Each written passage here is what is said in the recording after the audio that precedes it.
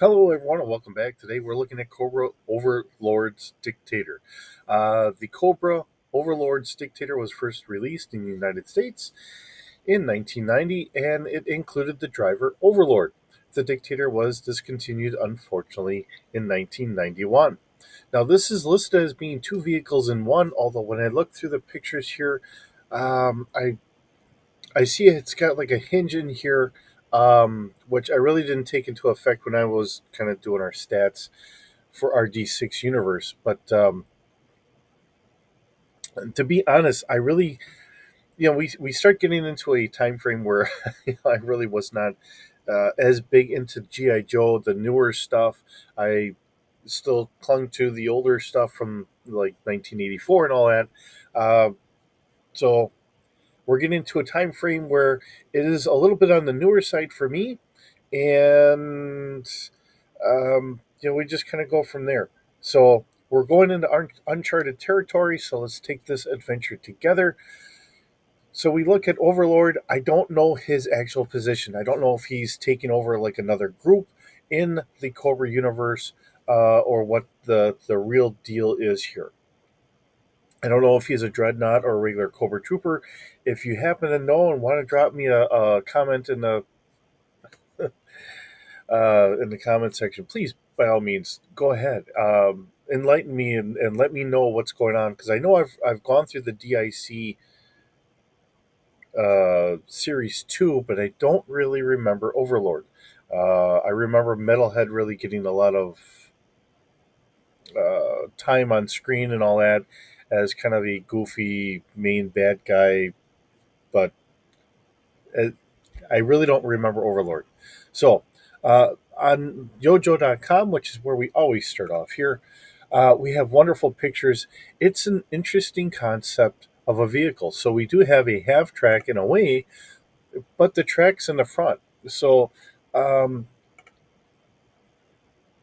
I guess I'm kind of looking at this almost as a reverse snowmobile. It is a nice wide vehicle. It's got a nice wide base, but as a three wheeler type design, which was popular back at that time frame.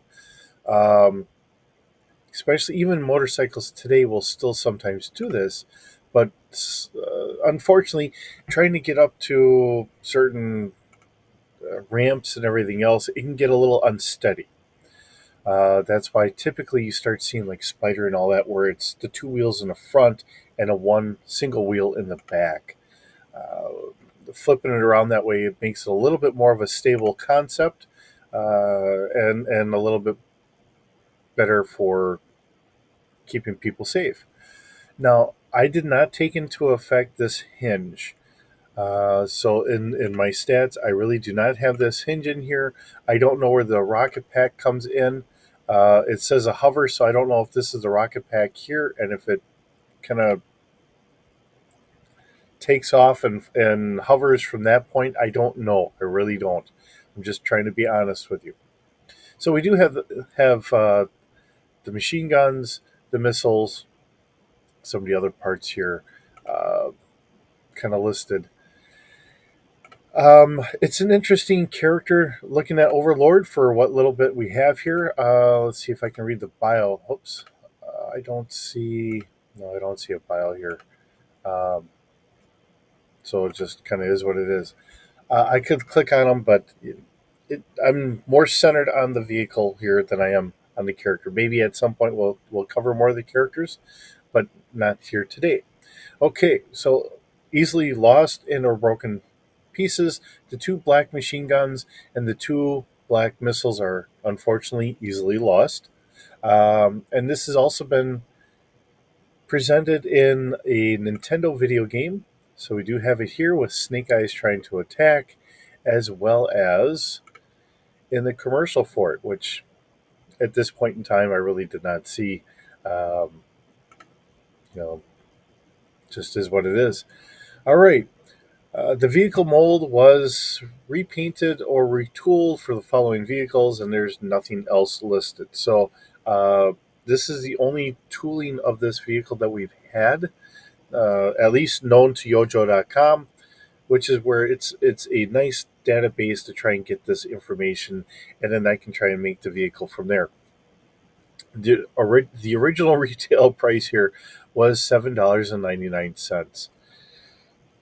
Again, a couple years prior, this probably would have been a $5 or $4.99.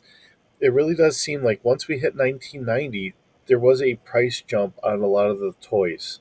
Um, Looking at this, so being the second vehicle here from the 1990 series, it does look like the price of everything has finally hit the toy market, and it's jumped up a little bit. All right, so as we look at this in our D6 universe here, um, I have this at speeder scale, roughly about 15 feet long, 3 meters, only a crew of one, and do not have listed on here for having any passengers. I kept the cargo capacity being about 44 pounds. I don't really know how much you could throw on this before it starts really affecting the vehicle. So 44 sounds pretty good. We've used that number many times before. I give a 1/2 coverage if you're using that in your own universe here. It is ground altitude. I did not put in there the hover ability or anything else. I gave it a maneuverability of 1D plus 2.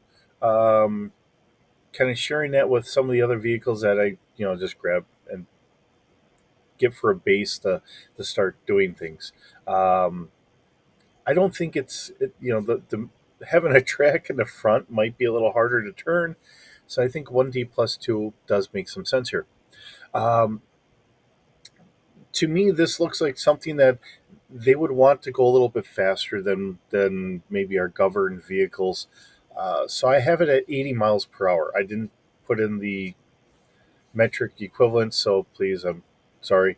Uh, I kept the body strength as just our standard here as a 2D. We do have two missiles. These are going to be at speeder scale, and we're going to have a fire control of 3D plus 2.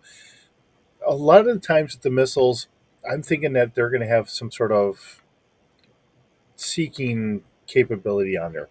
So quite often I do leave them at a roughly about like a 3D plus 2, um, and we just kind of go from there. Um, it is a 7D damage, which is where I've been keeping our standard at. Now this has twin laser cannons. These are supposed to be 40 caliber machine guns up front. Uh, so I'm just leaving it as twin laser cannons, personal scale at 60 damage. Um, and they're fire linked together, and it has a fire control of 1D. Really have to get the vehicle kind of angled to where you're going to shoot.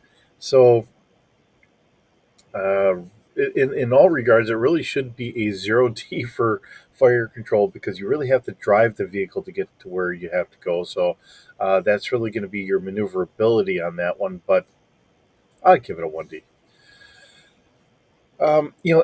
It's a concept for somebody else's kind of personal vehicle, or if you want to consider it like a chariot, kind of like what Serpentor had. Um, it's that kind of concept going here. Now, whether in your own universe, if you think you're going to have a bunch of these, and you're going to have him with his, and then everyone else is going to have a bunch to go with, or like I said, I really don't know who Overlord is. So if he's part of the Dreadnoughts, and if this is his personal vehicle, that would make even more sense. But seeing that we haven't gone into who he is or anything else, and I really have a blank slate for knowledge base on him, I really don't know. So I'm just being honest with you. But this is my take on the vehicle. I think it encompasses a general vehicle on this. Now, if you know a little bit more about it and I'm way off, please, change what you need to change to get it to where it needs to be. Um, but I admit that I'm coming from a little bit of a blank slate on that. So, with that, thank you so very much for stopping by. It's always appreciated when you visit. Hope you have a wonderful day, and we'll see you in the next video.